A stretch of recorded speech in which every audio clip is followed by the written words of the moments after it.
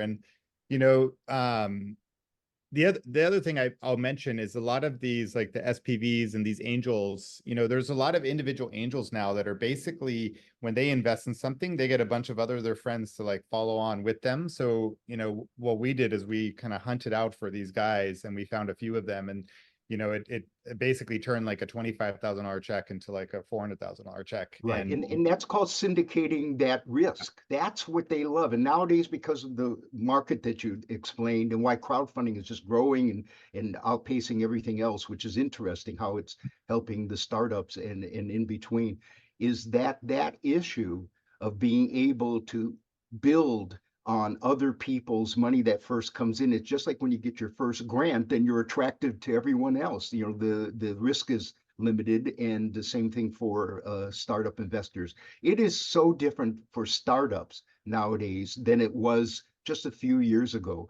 And I remember when in the 90s, when the whole revolution of the internet was happening, money, you know, people were making 20x on their stuff, and then now if you tell somebody you can probably get 2x, you know, they're going to be satisfied because the reality settled in about what's going on in the investment stuff. But I love equity crowdfunding from all the different operations. And I'm glad you've succeeded and innovated in that side. So it's a really good thing to think about for startups. By the way, Misha, if you want to increase your valuation, just be the first AI geodesic dome. I just put the word AI in there. Ride the right wave, man.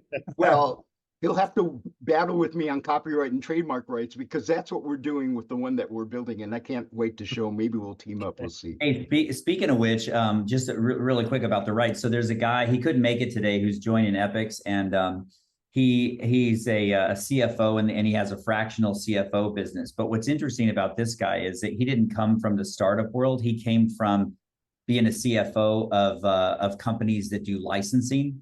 And he was telling me about the value of like these licenses that were being sold in the billions. It was insane. It was incredible. It's kind of like, you know, building something unique, like geodesic domes, or, you know, AI executive teams, the stuff that we're doing, all sorts of stuff, and being able to like license that out to another, you know, manufacturer to start building them in Saudi Arabia, where they're, you know, they want tourism to happen. I mean, it's really remarkable, like the level of funding that licensing can bring. And, you know, at some point, maybe Alan will put licensing specifically back on the radar, because I just feel like, you know, I mean, let me just say this, and I'm trying, you know, Misha will appreciate this, and so will you guys in tech, Brian and Kent and Mark. But I think when you're a tech entrepreneur, like I am, and these guys have been, you just, you know, it's kind of like when somebody says, God, like, why are you sending your kids to college? College is such a waste of like money, right? And all of us are like,